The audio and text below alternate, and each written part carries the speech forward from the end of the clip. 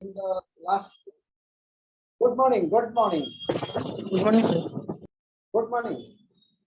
Okay, students. That in the last previous period that we had discussed about that chemoautotrophs. That is chemosynthetic autotrophic bacteria. Okay, and you know about that how they oxidize the various nutrients, inorganic substances like that of that is ammonia, nitrites and nitrates, and that release energy. That what energy released by such process, how they use in their ATP production. That we have discussed about them, and they also, as you know, that is a concept that chemo term is used in which bacteria they live in extreme environment. That means in extreme environment, in such a natural, that is apathic condition, and so they are called extremophiles. You know that hemoautotrophics also called extremophiles. Extremophiles. Okay, they are also called extremophiles because that chemoautotrophs that I had discussed about in the previous class, that chemoautotrophs live also as chemoheterotrophic. You know that is Archaebacteria. Similarly, that chemoautotrophs that also in extreme condition. They also live in extreme condition, in extreme environment, because they are also live in that of a hydrothermal vent in the deep ocean. They are going to that region. They are also called extremophiles. That term you have to remember, especially that of chemoautotrophs. They are known as extremophiles. So I had discussed how they oxidize various inorganic substances like that of ammonia and nitrites and nitrates, and that release energy in such process, energy release, and they use such energy in their ATP production. And they also various nutrients like that of in recycling of nutrition. That is you know about that of phosphorus, sulfur, you know that of nitrogen and iron, how they that involved in such recycling process. You had also discussed about that in depth, and no need of necessary to that discussion of such things today. Nitrifying, ammonifying bacteria, nitrifying bacteria, and to that extent that of denitrifying bacteria. I might have remembered well, so I will not disturb you asking any question about it, because you have in depth understood it and answered also quite well on that period of the last period. So today we'll have to discuss about that of heterotrophs, that is heterotrophic bacteria. Okay, and mycoplasma. Today that you'll have to discuss about that two bacteria. One is that of heterotrophs, another one is mycoplasma. And heterotrophs, that you know that most abundant in nature. They are mostly found in nature. About 79% of bacteria are heterotrophic bacteria. Okay, so today we'll have to discuss about that of a heterotrophic bacteria.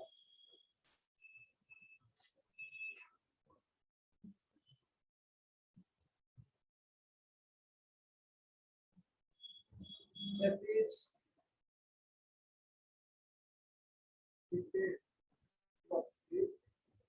bacteria. Yeah. Heterotrophic bacteria. Today we'll have to discuss about that. It is most abundant bacteria. It is the most abundant in nature. It is most abundant in nature, because most of the bacteria are heterotrophic bacteria. Most of the bacteria are heterotrophic bacteria, so they are called, so they are most abundant in nature. And their nutrition, multiple nutrition. They have multiple nutrition to that. They also that you know that they are saprophytic. They are also that of holozoic. They are also that of parasitic. They are also symbiotic.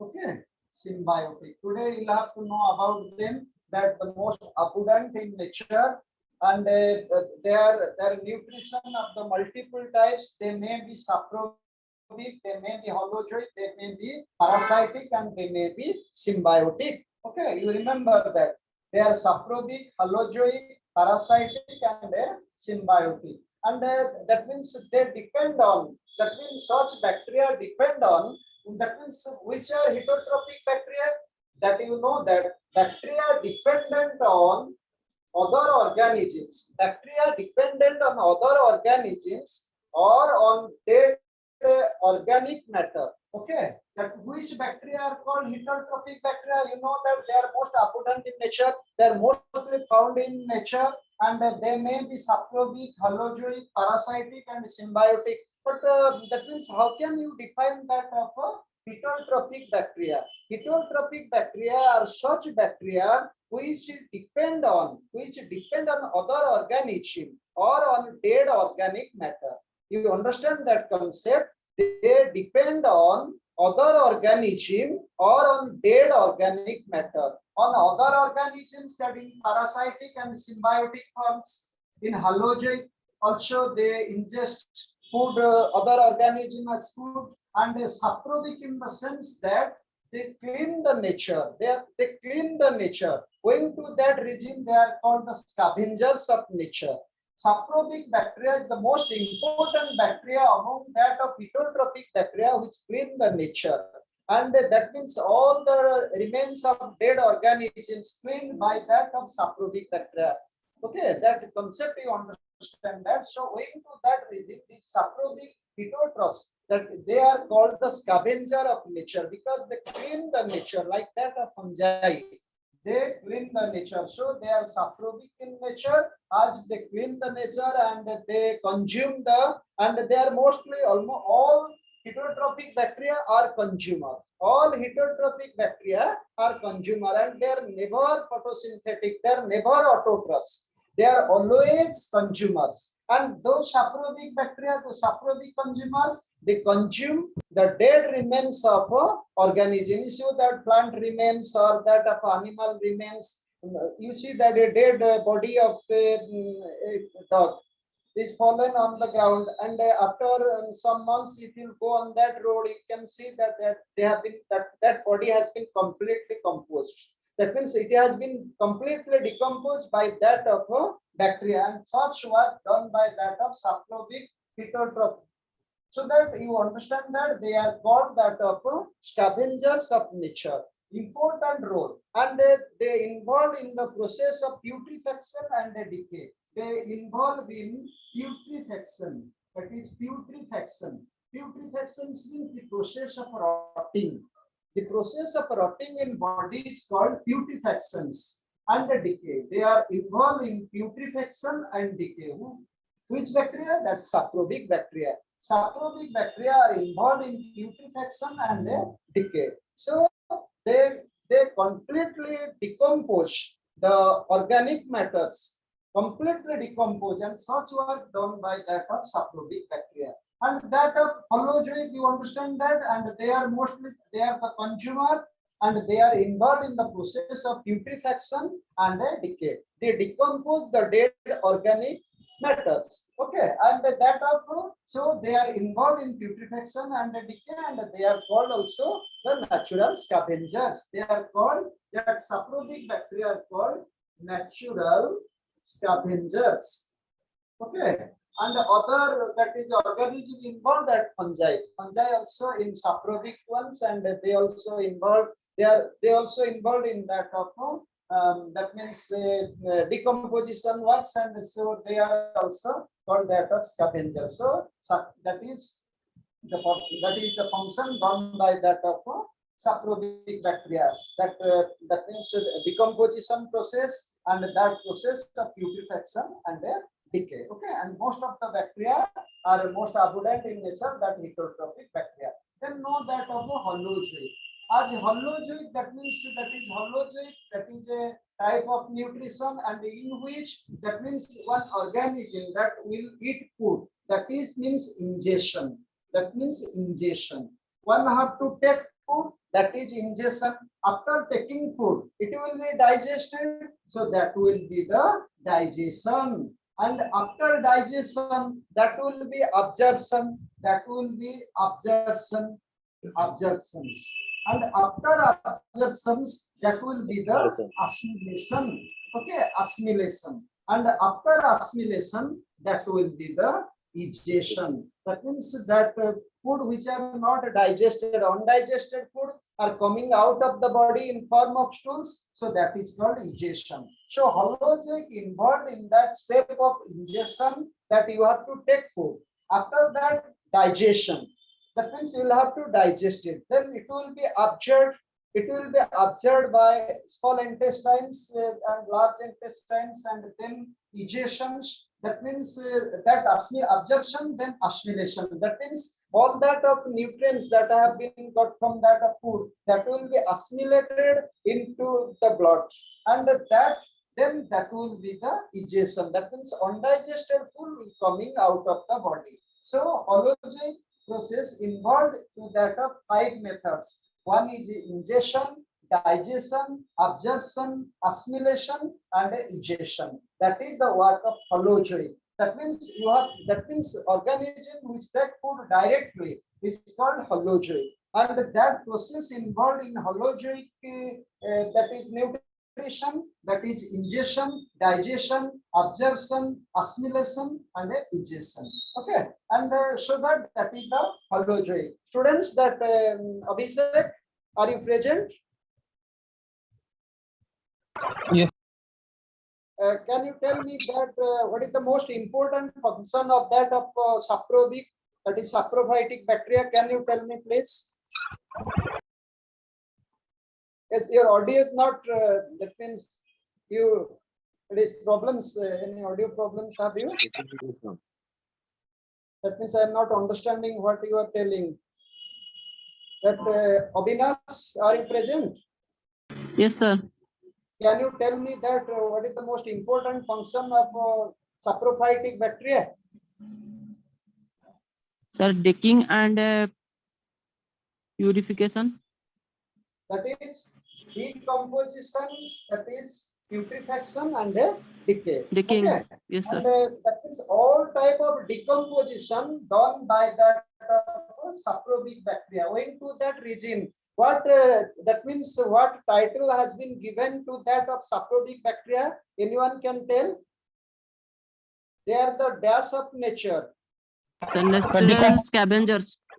Yes, scavengers of nature. Very good. They are called scavenger. Clean. They completely sweep. They are the most important sweepers. So saprobic bacteria.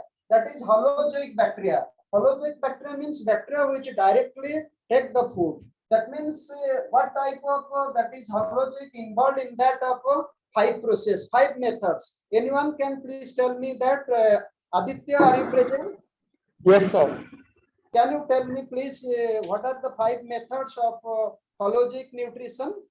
Yes, sir. Ingestion, digestion, then absorption, assimilation, then egestion. And the last one is Egestion. egestion. Okay, that means undigested food that coming out of the body in form of stools. Okay, so that ingestion, digestion, absorption, assimilation, and egestion. So that is holozoic.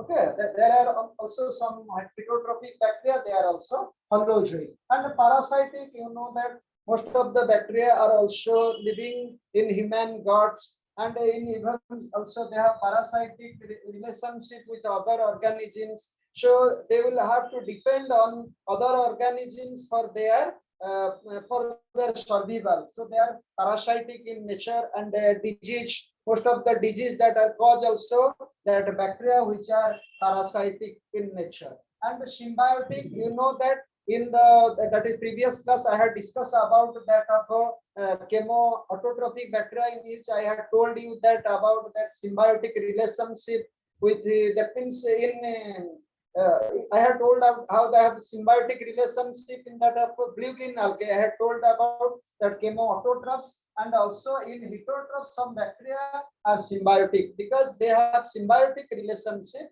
with other plants and other organs, and some roots or some leaves or that of the root surface in which they will have to, or stems, they have some symbiotic relationship. Such bacteria will have to live and survive only that of symbiotic relationship. Otherwise, such bacteria can't exist. Okay. Today we'll have to discuss about that things, and that parasitic. I have told that I will tell later on of this period that different parasite bacteria, how they cause disease and which bacteria cause disease. You will have to know that one. And symbiotic, I will also discuss after some times. Okay. Now I am telling you that such bacteria, that means which are, you know that they are, that means have you heard that Ganga or Ganga, river Ganga, how so holy for us, for the people, those are, that means believe in Hinduism, how Ganga water is so pure. Can you tell me, students, that how Ganga water is so pure? Anyone can tell? Because on mythological ground, you can tell that, sir, there is a purity and there is a religious faith on river Ganga, so that Ganga water is pure. But that is not true. Ganga water is pure owing to that region a special bacteria that dwell in Ganga water and that clean such water. Okay, that bacteria is known as Belovibrio-bacteriovorus. You know, students, that you remember that as you are reading biology, it is important to remember such bacteria. That is Belovibrio bacteriovorus. Such bacteria mostly live, that means mostly found in Ganga water, and they are negative, that gram-negative bacteria, and they are gram-negative bacteria. And that most important feature of such bacteria is that most important feature, it is a gram-negative bacteria and it consume gram-negative bacteria. That means gram-negative. The most striking feature of Belovibrio-bacteriovorus is that it is a gram-negative bacteria and it consume gram-negative bacteria only. So that means owing to that region, you see that in so many, that means nowadays you are making Ganga as the greatest drain in India, because everything, that means you are throwing, and you know that in COVID, that is dead bodies of some persons thrown into Ganga water, and that means how you are lacking faith, and that means you are putting the dead bodies, and you are, that means you are not believing nowadays that what is the sanctity, what is the purity, and the sacredness of Ganga, river Ganga. So you are forgetting that what Ganga water is the playing lifeline of our country. So whatever be, that means you must have to, whatever be, that is not in your course, but main thing is that you remember that one of that Belovibrio-bacteriovorus, that is a gram-negative bacteria that mostly live in that of Ganga water, and the pure Ganga water, and that means such bacteria consume the gram-negative bacteria and clean, and it is free from that. Going to that region, you are drinking Ganga water, gone are days, there is purity in Ganga water, and every person that you are going, they are into the Sangam or any other places, they are taking Ganga water, and in their home they are taking that water. If something happens in their house, in death case or any other cases, so that purity is maintained by Belovibrio-bacteriovorus. It is a gram-negative bacteria and it maintains the purity of Ganga water. So as you are biology students, you must have to remember such bacteria, how that they make the Ganga water pure. Okay, that concept you have to remember. That is Belovibrio-bacteriovorus. Okay, then students, you know that is Pseudomonas cotida, that is another saprobic bacteria. It is also Belovibrio-bacteriovorus. It is gram-negative bacteria, as well as it is cleaning the Ganga water. It is also saprophyte. Okay, so that another one is that is Pseudomonas cotida, students. That is Pseudomonas cotida. That is Pseudomonas cotida. That means that means oil spill. That means it eats oil spill. That means when suppose there is oil spill on the sea, oceans. That means oil tankers coming from that of Arabian countries, and there are some oil spills on water. That means how it will be cured. It will be cured. Not any scientific process or chemical process. You can clean that water, but only that of saprobic bacteria, that is Pseudomonas cotida. That means such bacteria clean, that is it is main, that means it is only sweet, that is that of oil spills. So that is completely clean water from that of oil spill. So that is it is that oil spills that it is clean water from that of oil spills, and that bacteria is Pseudomonas fetida, and it is also a saprophytic bacteria. Okay, and it was also genetically such bacteria has been prepared, has been isolated genetically, and that bacteria by that of Ananda Mohan Chakravarti, a scientist. Chakravarti, that means genetically modified, that is Pseudomonas fetida. In the laboratory, he has prepared that Pseudomonas, he cultured that bacteria, and such bacteria are used when there are oil spills somewhere. In the 3 to 4 years back, there is a ship coming from Russia, drowned in near Paradip port, and that oil spills spread to distant places, and that job done by that of Pseudomonas fetida. It's a saprobic bacteria, and it cleans that of oil spill. So you remember, and Ananda Mohan Chakravarti, it is prepared, genetically modified such bacteria. That Pseudomonas fetida genetically modified at Ananda Mohan Chakravarti, and it is only that of target specific. Only that of clean of oil spills, that you have to remember. Pseudomonas fetida, and it is involved with oil spills. And Ananda Mohan Chakravarti, name of the Indian scientist, what is residing in the United States of America, and that means he found that and prepared that of genetically modified Pseudomonas fetida for that work. Okay,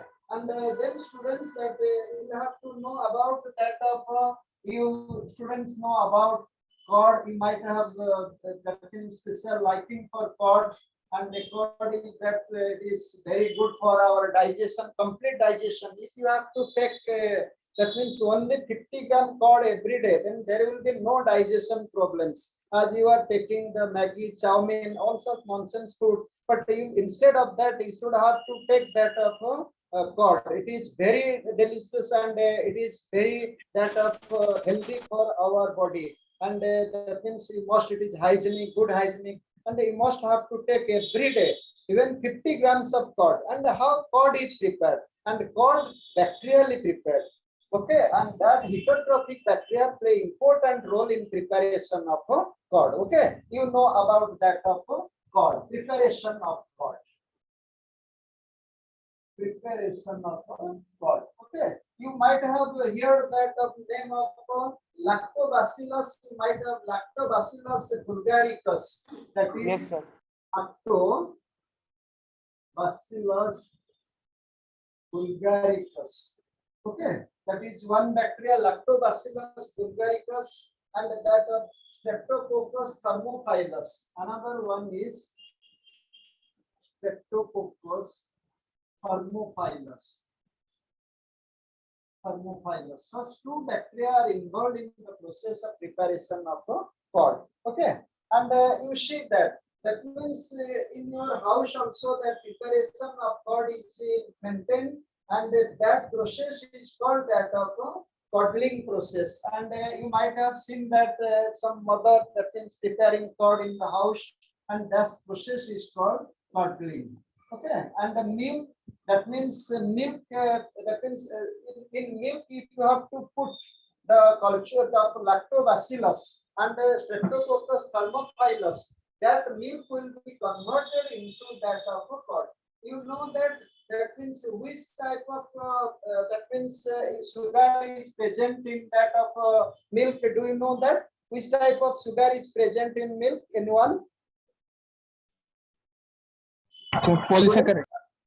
That is lactose. Polysaccharide. Okay.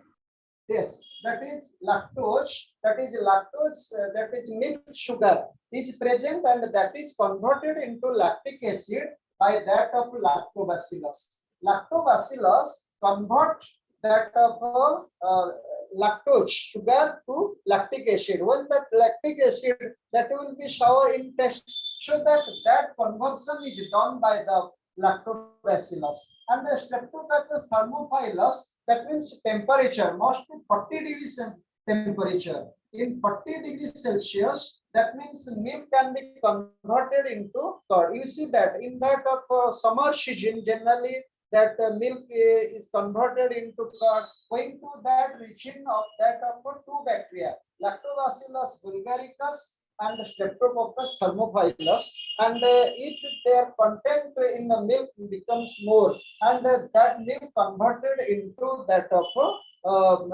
curd, and that milk will be converted into curd, and that temperature must be 40 degrees Celsius. Okay, so that the curdling process, that preparation of milk is called curdling process, and that can be possible with temperature is 40 degrees Celsius, and that of and important role play by that of heterotrophic bacteria, that Lactobacillus bulgaricus and Streptococcus thermophilus. They convert that milk that is milk sugar lactose to lactic acid. Okay, lactose to lactic acid. That is preparation of a curd. And that things you might have known that by the process of curdling, and it is initiated by starter culture. It is initiated. You see that there is a suppose it is utensil, and that mother has kept milk there, and that means she brought a few quantity of that of curd that is rich in Lactobacillus or Streptococcus, and she put into that of milk, and immediately milk converted into curd. So that is called starter process. Okay, and the starter process, and that use in that of that use to that process. By the process called that of curdling, it is initiated by the starter culture. So this is, that means starter culture. Starter culture in the sense that that means a few amount of curd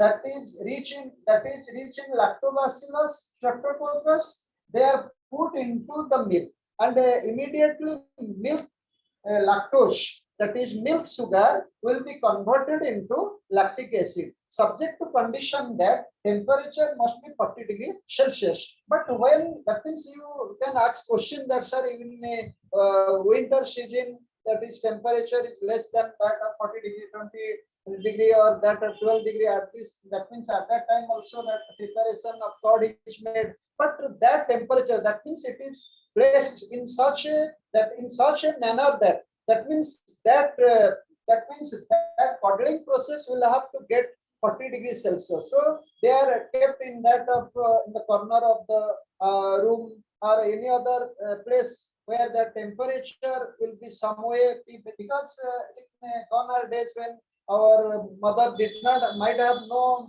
knowledge about that 40 degrees Celsius or role played by Lactobacillus or Streptococcus in converting, but they knew that if temperature to some amount be present in the room, then that milk will be converted into curd. So that temperature is 40 degrees Celsius, and the process is the curdling process, conversion of milk into curd, curdling process, and that starter culture means little amount of curd that is rich in Lactobacillus or Streptococcus that will be put into that of milk, and that milk will be converted into curd. So that is called starter culture. Starter culture, you understand that some little amount of curd rich in Lactobacillus or Streptococcus that be put into that of milk. That means milk immediately cannot be turned into curd. Maybe because you see that in summer season, that means milk becomes sour, and if you have to keep 1 day or 2 days, but that it will not be completely curd. Curd can be possible only in the curdling process, and that role played by Lactobacillus and Streptococcus, and temperature of 40 degrees Celsius, and that process is lactose to be converted into lactic acid. That you have to remember. Okay, lactose to lactic acid, and that students you have to remember that that means in such process, that means Lactobacillus important role is that of converting lactose to lactic acid. That is most important one. And that 40 degrees Celsius and starter culture. Starter culture, you might have known that little amount of curd rich in lactobacillus or streptococcus. That things you have to remember. In that of in next year, that in that of microbes chapter, microbes in human welfare, that process has been described in details. So you can know in the next year, but this year you only know that Lactobacillus bulgaricus and Streptococcus thermophilus, how they convert milk into curd at 40 degrees Celsius to the curdling process and the starter culture. Okay, that things you have to remember. That is preparation of curd. Okay, then students come you that antibiotic also you know that. Can you tell me students one two antibiotic? Anyone can tell the name of antibiotic? Two antibiotics. Anyone? Erythromycin. Yes, very good. Another? That is streptomycin, actinomycin, penicillin. Okay, it's not are that that you know about them. They are also play important roles. How that means you are recovering from that yes, students. Sir, amoxicillin. Yes. Then you see that antibiotics is not here.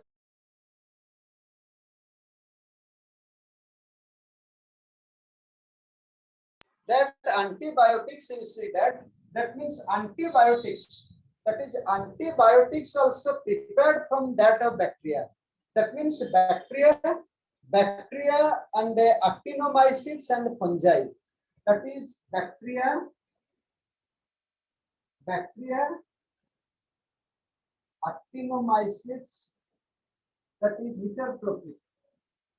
heterotrophic bacteria.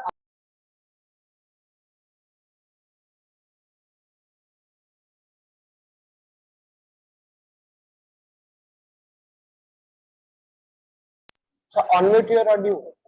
Heterotrophic bacteria, actinomycetes, and that of actinomycetes and that of fungi. The three, that means antibiotics prepared from three organisms: heterotrophic bacteria, actinomycete, also example of bacteria, and that is fungi. That means antibiotics are prepared from these three organisms, and they are inoculated into human body and into other also mammalians for curing of and that means bacterial related diseases. So that antibiotics prepared from bacteria for curing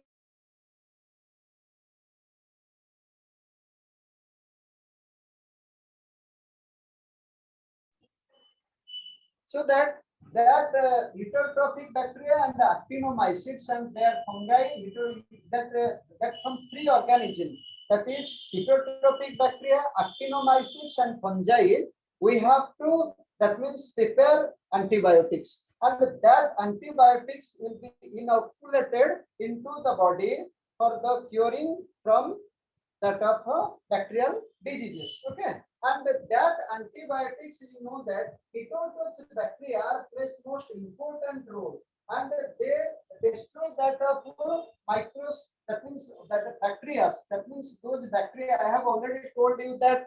Can you tell me that bacteria, what that means which is the most important function that antibiotic does in case of bacterial disease? Students, have you remembered that concept? Have you remembered that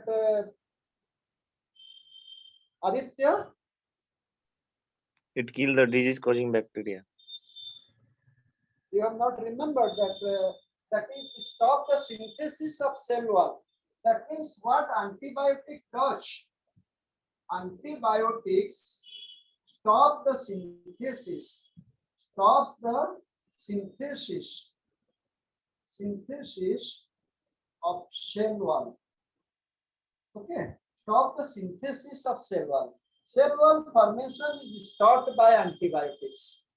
So that if cell wall formation, cell wall is the most important part of bacterial organisms, and if they are, that means they survive due to that of a cell wall. When the cell wall formation stops, that means the bacteria will automatically die and they will have to completely, and so that persons suffering from that bacterial diseases will be cured.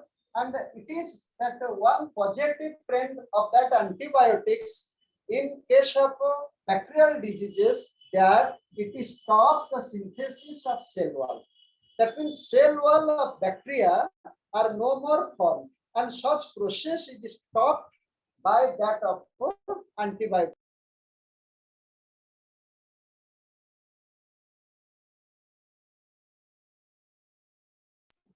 And bacteria do not develop, do not grow. Okay, going to that region of that of antibiotics. Antibiotics play important role and stop the synthesis of cell wall. That you have to remember. And that antibiotics are prepared from bacteria, heterotrophic bacteria, actinomycetes, and that of fungi. And they are applied persons suffering from that of bacterial diseases. What type of function does antibiotics do in human body in case of bacterial diseases? That stop synthesis of cell wall. When bacterial cell wall synthesis is stopped, that means the development of bacteria is no more, and so that there is a recession in the bacterial growth, and automatically it will be impact in human body, and person suffering that it will gradually improve from that of bacterial diseases. So that antibiotic, but there are some negative bacteria, there is no impact of that of antibiotics, and going to that region of lipid layer in their that means in their cell membranes, and they play important role in teichoic acids, and that absence of that of teichoic acids, and going to that region there is a negative impact of antibiotics on gram negative bacteria. Okay, and so heterotrophic bacteria play important roles in that of preparation of antibiotics for curing of bacterial diseases. Okay, and then students, you know that there are many living symbiotic bacteria. There are many free living and symbiotic bacteria. In that of blue-green algae, you have known about that of free living and symbiotic bacteria. Bacteria. That means in that blue-green algae or that of chemo, that is photoautotroph. That means I had discussed about that of free living symbiotic bacteria. Can you cite the examples of two blue-green algae that are both free living and symbiotic? Anyone? That is Aliva. Are you? Sir, again, sir, please again that question. Yes, one is No, sir, again question, please. that my question is that cite two examples of free living symbiotic blue-green algae, that is cyanobacteria. That means cite two examples. One is what you are doing. Anabena and Sanavana and Nostoc. Yes, very good, very brilliant. That is free living symbiotic blue-green algae. I am telling about that of a blue-green algae, or that is cyanobacteria, that is Anabena and Nostoc.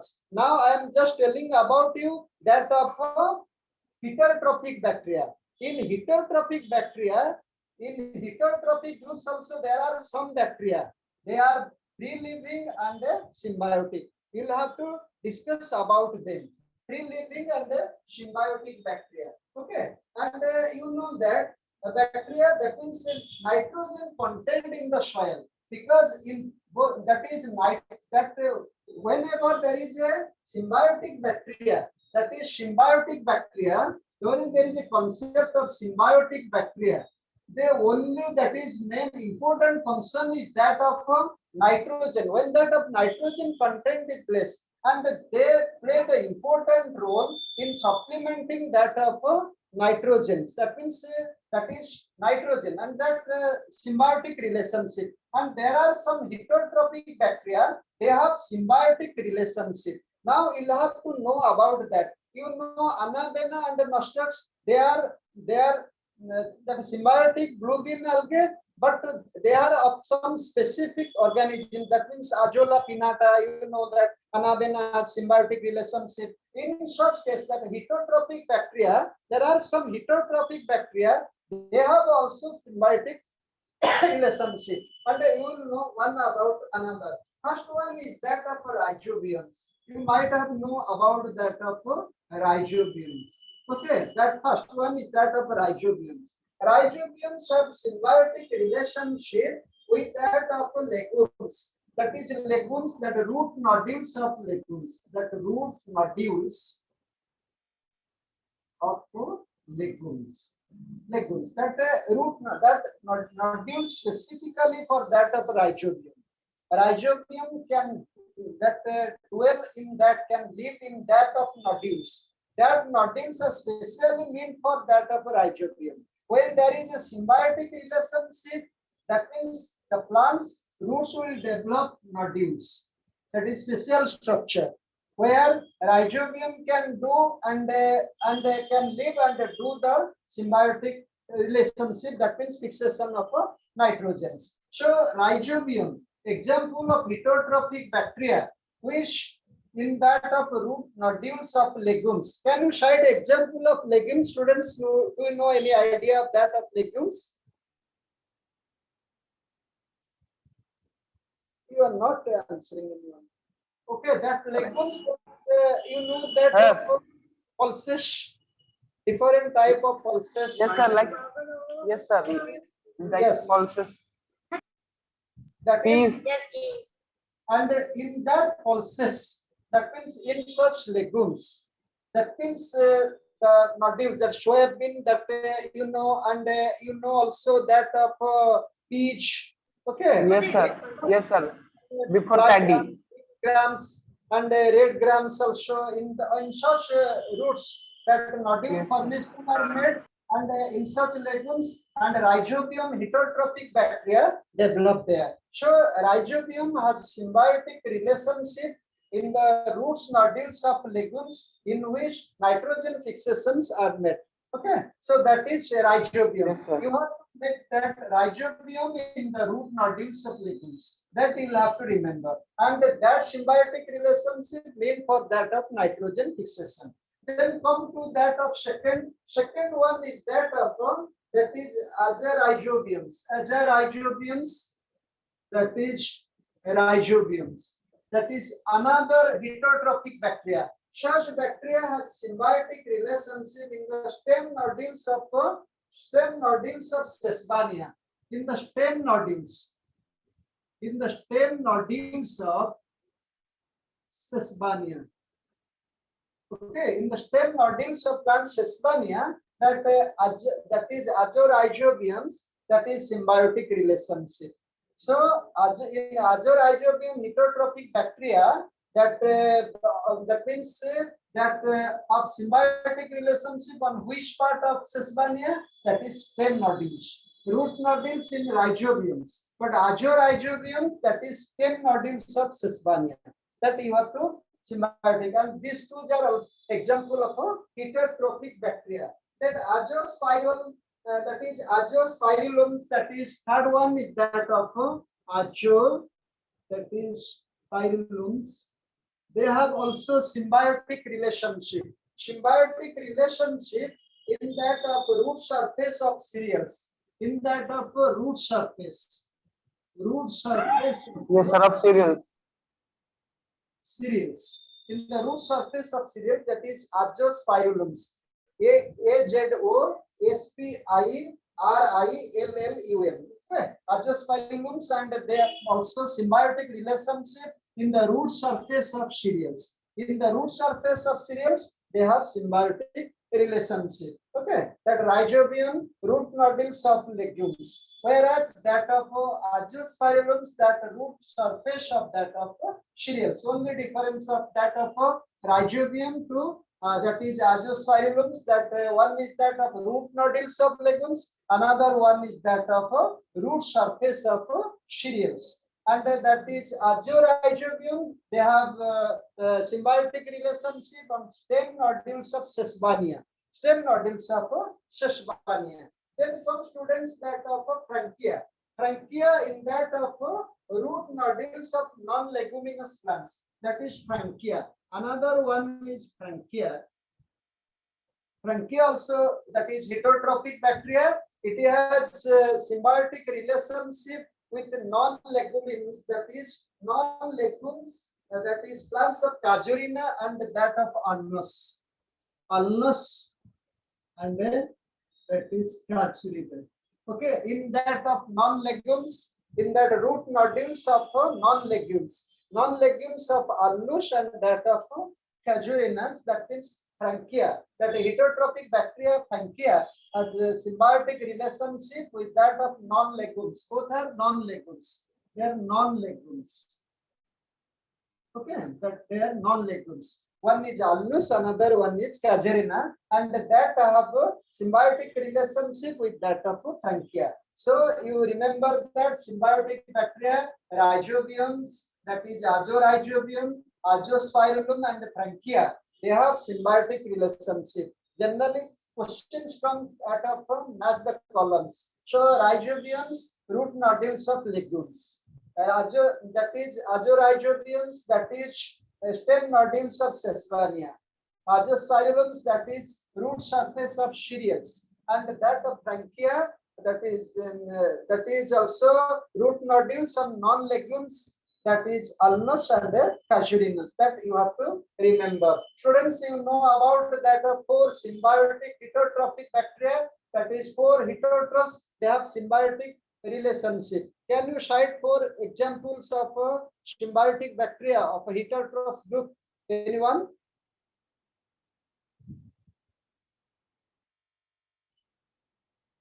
Anyone? Cite the 4 examples of that of heterotrophic bacteria. And my question is that cite the example of 4 heterotrophic bacteria who live in symbiotic relationship. Anyone? Are you understanding my question or not, students? My question is that cite 4 heterotroph bacteria. That means those have symbiotic relationship. That one is Rhizobiums, another one is Azorhizobiums, third one is Azospirillums, and the fourth one is Frankia. Okay, Rhizobium symbiotic relationship in that of root nodules of legumes. That is Azorhizobiums, that is stem nodules of Sesbania. Azospirillum, that is in root surface of cereals, and another one is Frankia. Frankia, that is symbiotic relationship on non-legumes plants of Alnus and Casuarinas. That you have to remember. Okay, that 4 example: Rhizobium, Azorhizobium, Azospirillums, and Frankia. That is symbiotic bacteria that have made relationship. Okay, and there are some asymbiotic. There are some bacteria also. They have relationship, non-symbiotic relationship. That means such bacteria are non-symbiotic. They are non-symbiotic nitrogen fixation bacteria. All the 4 bacteria what I have discussed about symbiotic relationship for that of nitrogen fixation. And there are some bacteria also. They are non-symbiotic. That is non-symbiotic bacteria. That non-symbiotic heterotrophs. Heterotrophs, you will have to know about them. Which are that non-symbiotic heterotrophs, but involved in nitrogen fixation, but involved in N2 fixation, involved in nitrogen fixation. Can you cite any example of that? That is, one is that you Clostridiums, that is Clostridium. Okay, first one, that is Clostridiums, that you have to, that is Chromatium, Azobacter, that is Chromatium. Third one is that of Azotobacter.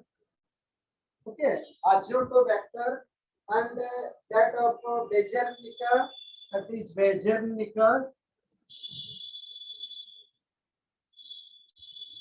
Vegernica, and that also rhodomicrobiums. And the fifth one is that of that is rhodomicrobium.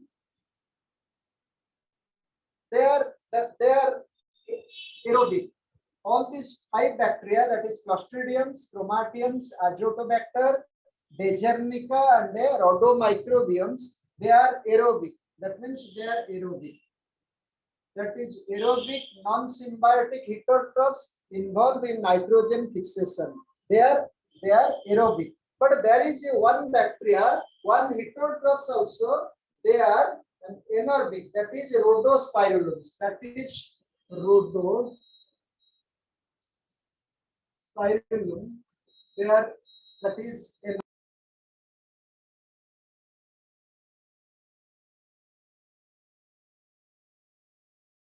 okay, that is anaerobic. That is Rhodospirillum, that anaerobic bacteria. That you have to remember. That is Rhodospirillum, they are anaerobic.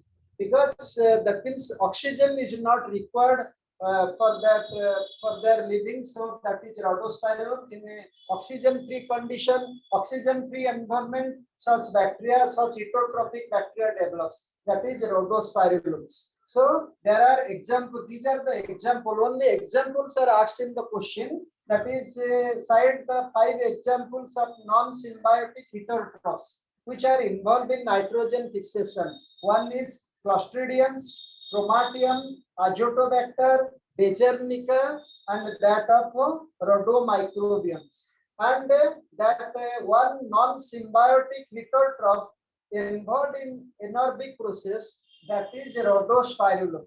Rhodospirillum, that is anaerobic bacteria. Okay, anaerobic, that is in anaerobic condition that lives, and they are aerobic bacteria. These are 5 are aerobic bacteria. Rhodospirillum is anaerobic bacteria. That one you have to remember. Which one of the following is a anaerobic non-symbiotic heterotrophic bacteria? That is Rhodospirillum. Whereas other 5 are Clostridium, Chromatium, Azotobacter, Vegernica, and Rhodomicrobiums.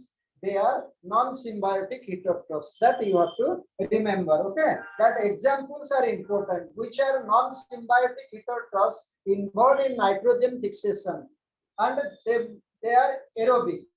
Aerobic non-symbiotic heterotrophs involved in nitrogen fixation. They are Clostridium, Chromatium, Azotobacter, Vegernica, and Rhodomicrobiums. Example of non-symbiotic anaerobic non-symbiotic heterotrophs involved in nitrogen fixation is Rhodospirillum. That you have to remember.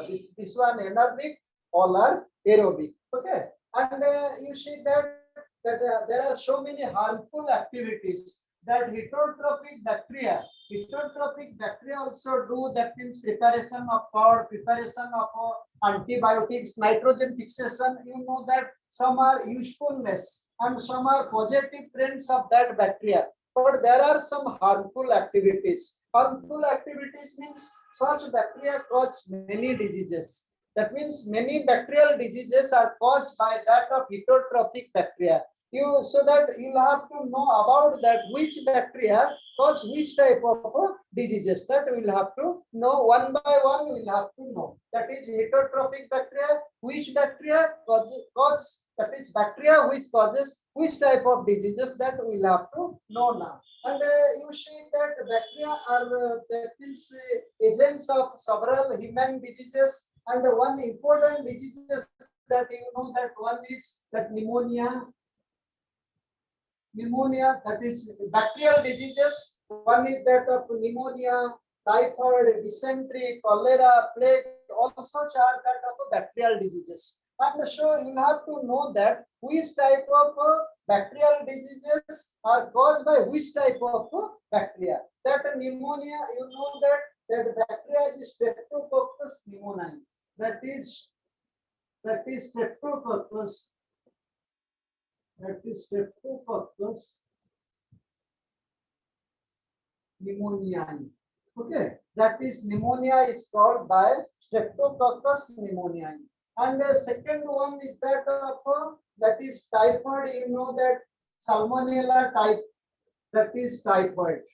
Typhoid is caused by that of Salmonella type. That is typhoid is caused by Salmonella type. That type, that Streptococcus pneumoniae, these are the example of heterotrophic bacteria which cause several bacterial diseases. Okay, typhoid. Then come to that of dysentery. Okay, that is Shigella dysentery. That is dysentery. That is dysentery. Dysentery. Okay, and that dysentery, then come to that cholera, that is Vibrio cholerae, that is cholera. Cholera, that is Vibrio cholerae, that is Vibrio cholerae, that is Vibrio cholerae, that is cholera. And that of plague, Yersinia pestis, that is plague disease. That is Yersinia pestis. Okay, that is Yersinia, Yersinia, Yersinia pestis. These are that of a plague. Plague is caused by Yersinia pestis. Okay, it is also a heterotrophic bacteria. Yersinia pestis, Vibrio cholerae, that is Shigella dysentery, Salmonella type, Streptococcus pneumoniae, and you can also name it. That is pneumonia, that is pneumoniae, and that is typhoid, typhi, that is dysentery, dysentery, and cholera, that is cholerae. That means from that of specific epithet, you can have to know about that of disease, such bacteria is involved, and that but that is plague, that is Yersinia pestis, that you will have to know about it. That is Yersinia pestis, that is caused, that it causes that bacterial, that is bacterial disease plague, and plague is caused by Yersinia pestis. That you have to remember. Okay, that Yersinia pestis, and influenza, that is Haemophilia influenzae, that is influenza. Influenza, that is called Haemophilus influenzae, Haemophilia. That is influenza, that is Haemophiliae, that is influenzae. Influenzae, and that was influenza. Okay, influenza. That you have to remember. Haemophilus influenzae, and that tetanus is caused by Clostridium tetani. That is tetanus. Tetanus is caused by Clostridium tetani. That is tetanus bacterial disease caused by Clostridium tetani. And that of diphtheria, that is Corynebacterium diphtheriae. That is diphtheria. Diphtheria, that is called Corynebacterium diphtheriae. Okay, Corynebacterium diphtheriae. And that of tuberculosis, Mycobacterium tuberculosis, that is TB, that is Mycobacterium, that is Mycobacterium tuberculosis, that is TB. So that you see that your Haemophilus influenzae, that is influenza, that is tetanus, Clostridium tetani, the tetani, tetanus, diphtheria, Corynebacterium diphtheriae, and tuberculosis, that is TB, that is Mycobacterium, that is tuberculosis. So that is matching, but generally question will be asked to that of Haemophilus. That is from that of generic name. Question will be asked from that of generic name. To that of influenza is caused by Haemophilus. That is tetanus, that is Clostridium, that is diphtheria, that is Corynebacterium, and tuberculosis, that is Mycobacterium. From that of generic name, you must have to that means remember. And that specific epithet, influenza, tetani, that means you can easily name it. But generally, question asked from that of matching, that is match the columns. From that of disease to that of it is generic name. So especially you have to remember the generic name of that bacteria. It is very important so that you can easily match with the concerned disease. Okay, so that is tuberculosis, and there also that is leprosy, Mycobacterium leprae. That is leprosy, also a bacterial disease. That is leprosy. Okay, leprosy, that is that is leprosy. That is Mycobacterium leprae. Okay, leprosy. And another one is that of syphilis, that is sexually transmitted disease. That is syphilis. Syphilis, it is a sexually transmitted disease. Syphilis, sexually transmitted disease, and it is caused by Treponema pallidum. It is caused by Treponema pallidum. That you have to remember. Treponema pallidum. That is syphilis is caused by Treponema pallidum. And that is whooping cough. That another last one is that of whooping cough. Okay, that disease is called pertussis also. Pertussis. That disease is called pertussis, and it is also called Bordetella pertussis. It is caused by Bordetella pertussis. These are the bacterial diseases. Leprosy caused by Mycobacterium leprae. Leprosy leprae. Syphilis. That syphilis you have to remember. That is no generic that side, and that of specific epithet matching to that of disease. Syphilis is a sexually transmitted disease that is caused by bacteria, Treponema pallidum.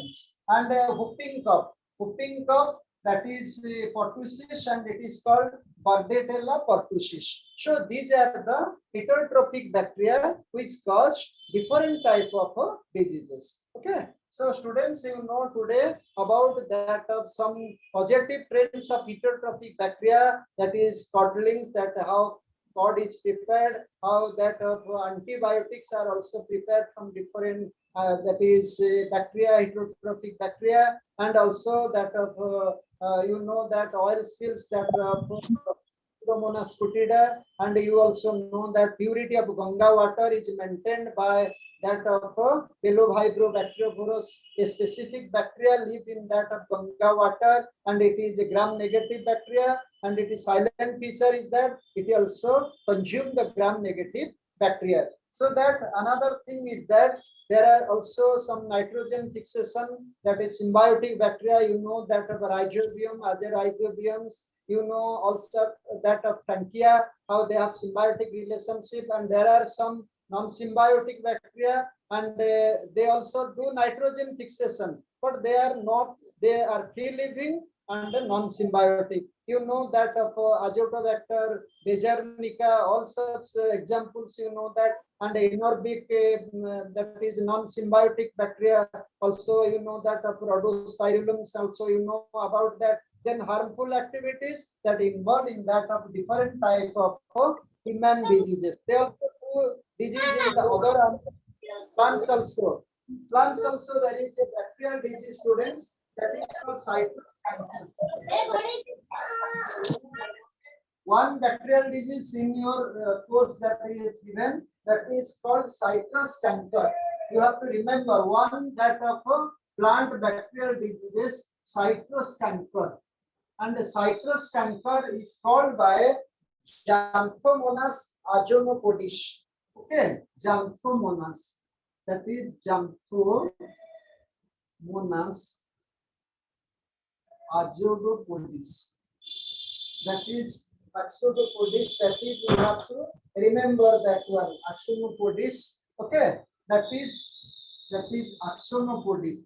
That is, you have known that citrus cancer, a bacterial plant disease that is caused by Xanthomonas axonopodis. It is caused by citrus cancer. That is a plant disease caused by bacteria. The name of bacteria is Xanthomonas axonopodis, and Xanthomonas, you remember, means that is sufficient. Only that generic part you must have to remember. Specific that epithet not so important, but you must have to generic name. That is one, that is plant disease, that is bacterial disease, that is citrus. There are so many, but in your suppose that is one citrus canker given, and it is caused by that of Xanthomonas axonopodis. That bacteria name you have to remember, and it is a that is a bacteria. It is a bacteria which cause disease in plant.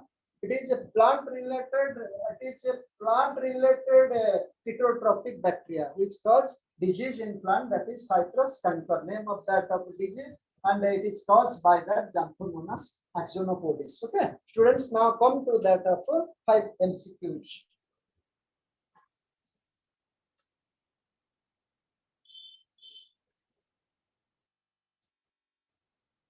That select the incorrect pair. First question, students, select incorrect pair.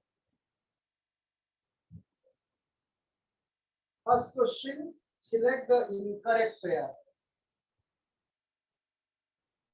Select the incorrect pair.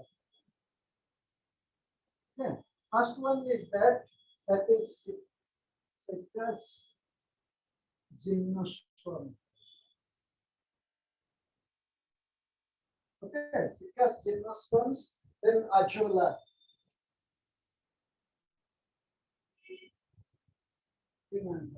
That is fern. Okay, Azolla pinnata. Then that of Ribularia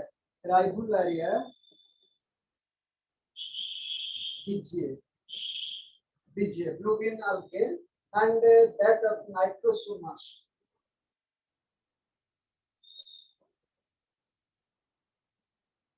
Nitrosomas, that cyanobacteria. Students, which one is the right answer? That select the incorrect pair. Cycas, that is gymnosperm. Azolla pinnata, that is fern. Ribularia, that is PGA. And Nitrosomas, cyanobacteria. Abhishek? Abhishek, are you present? Yes. Abhishek? Yes. Can you tell me that which one is the right answer? Cycas gymnosperm, Azolla pinnata fern, Ribularia BGA, Nitrosomas cyanobacteria. Which is the incorrect one? Incorrect pair? B. Which one? Right. That is, you see that Cycas, that is a gymnosperm. I have told you that how symbiotic relationship. So Cycas is a gymnosperm. Cycas is an example of gymnosperm. Azolla pinnata, that is anavena relationship. That is an example of a fern. Azolla pinnata is a fern. Cycas is a gymnosperm. Ribularia is a blue bean algae. I have told you that how it is causing, that is of that of algala blooms in that of pond or in aquatic bodies. Ribularia is a blue bean algae. But Nitrosomas is not a cyanobacteria. Nitrosomas is a chemoheterotrophic bacteria. That is chemoautotropic bacteria. So that will be Nitrosomas is a nitrifying bacteria, or it is a chemoautotropic bacteria. Okay, chemoautotrophs. So it is a chemoautotrophs. So the example will be that of Nitrosomas. Nitrosomas is not a cyanobacteria. It is not a. Instead it is a chemoautotrophs. It is a nitrifying bacteria. So option D is the right answer, and it is an incorrect match. Other three are Cycas gymnosperm, Azolla pinnata fern, Ribularia BGA. All are three are correct, but Nitrosomas cyanobacteria is wrong. Right answer will be chemoautotrophs. Then come to that of next question. Which of the two species? Next question.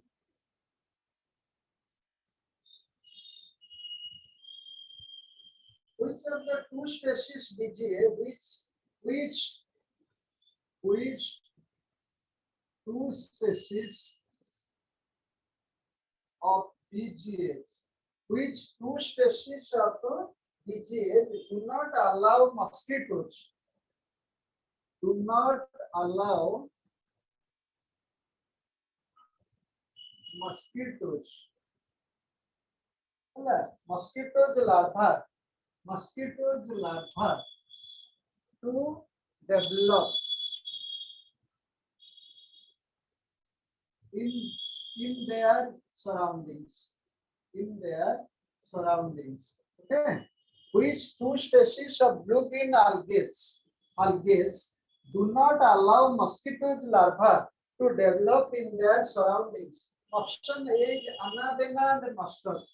Option A is Anabaena and mustard. Mustard. Option B is that is mustard and oscillatoria. Mustard.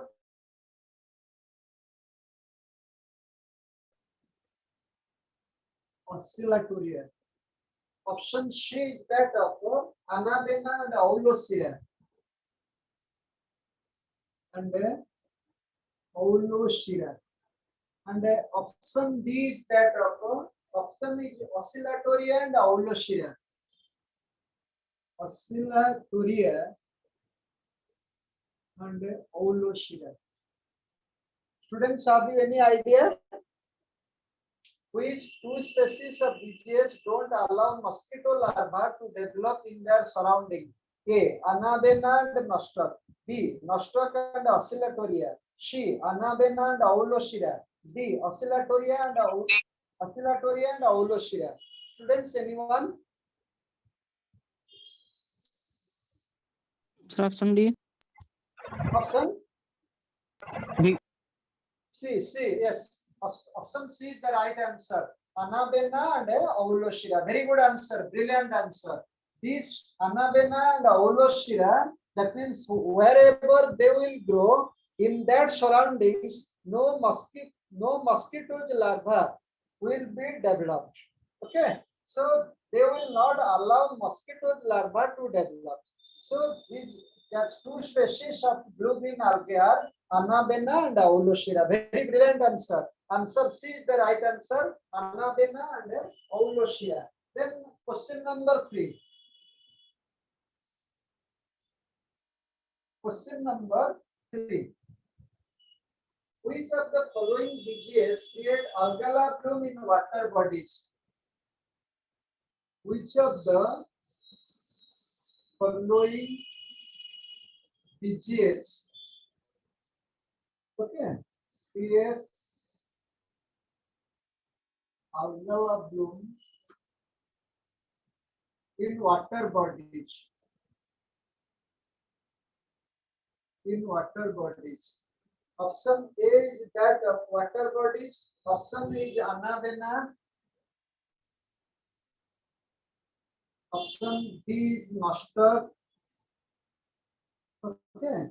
Option C is spirulina. And then option D is that of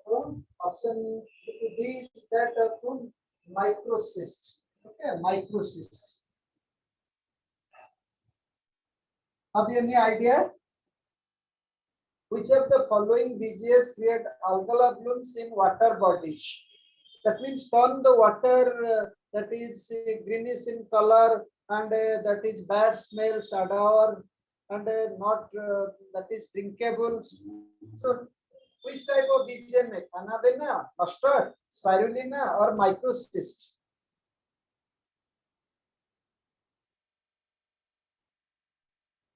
Abhishek?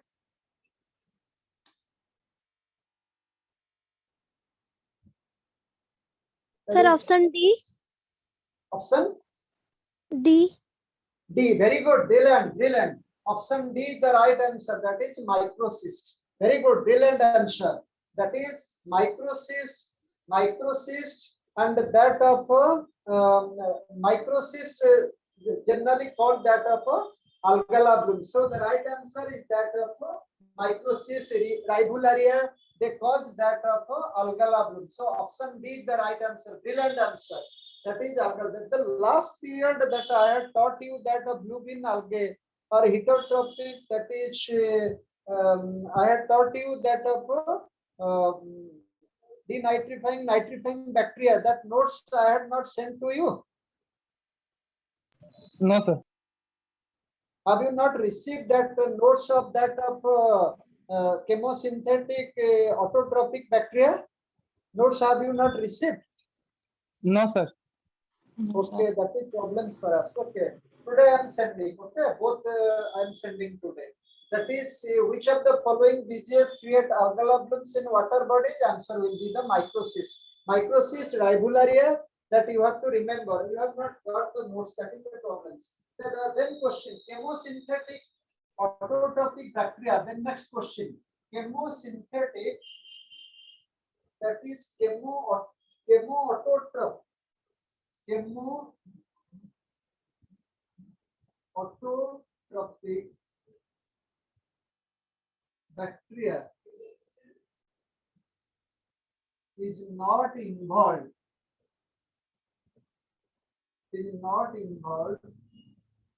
in the recycling process of nutrients. Okay, chemoautotrophic bacteria is not involved in the recycling process of nutrients. Option A is given, that of carbon, B phosphorus, C that is nitrogen, and D that of iron. Chemoautotrophic bacteria that is are not involved in the recycling process of nutrients. Carbon, phosphorus, nitrogen, iron. Which one is the right answer, students? Chemoautotrophic bacteria are not involved in the recycling process of nutrients. Carbon, phosphorus, nitrogen, iron. So carbon. Carbon, very good. Brilliant answer. Carbon, very good.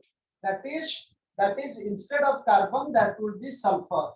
Okay, and that you know that chemoautotrophic bacteria are involved in the recycling process of nutrients: sulfur, phosphorus, nitrogen, and carbon. That is sulfur, phosphorus, nitrogen, and iron. Fe, Sp, and Fe. They are involved in such nutrient recycling process of nutrient: sulfur, phosphorus, nitrogen, and iron, but not carbon, because carbon cannot be directly involved to that. The bacteria has no role in that of synthesis of carbon or that of carbon fixation. They can't do anything in that of carbons, because carbon can be directly utilized by the plants. So there is no process of recycling. Okay, so that answer will be that of carbon. Very good answer, brilliant answer. Then come to that of last question. Select the correct statement. Last question is that select the correct statement. You have to write the question and then make a question bank, because in the future you will be immensely benefited. Okay, all questions are important. So select the correct statement. Last question. Select the correct statement. Select the correct statement. Select the correct statement. Option A is that the bacteria DNAs are rectangular and double stranded. The bacterial DNAs. Correct statement. Correct. The bacterial DNAs are rectangular and double stranded layer. Then option B is that Vibrio cholerae is a gram-positive bacteria. That is Vibrio cholerae is a gram-positive bacteria. That is option B. Option C is that the vast majority of bacteria are photoautotrophs. The vast majority of bacteria are photoautotrophs. Okay, and that last question is that cell wall of BGA is rigid and double layered. The cell wall of BGA is the cell wall of BGA is rigid and double layered. Marker is not working. Select the correct statement. The bacterial DNAs are rectangular and double layered. Option A. Option B. Vibrio cholerae is a gram-positive bacteria. The vast majority of bacteria are photoautotrophs. D. The cell wall of BGA is rigid and double layered. Students, the last question for you. Select the correct statement. Students, if you have doubt, I am just explaining it, that select the correct statement. The bacterial DNAs, telling Mr. DNAs are rectangular and double layered. It is, students, wrong. It is not rectangular. It is circular. Circular. All bacterial DNAs are circular. That is circular DNA, not rectangular. They are circular. Bacterial DNAs are circular and double stranded. dsDNA, so it is wrong. Then Vibrio cholerae is a gram-positive bacteria. It is a gram-negative bacteria. It is a gram-positive bacteria, not. It is a gram, so this one also wrong. Then the vast majority of bacteria are photoautotrophs. No, the vast majority of bacteria are heterotrophs. So this one also wrong. The last question. The cell wall of BGA is in and double layered. I had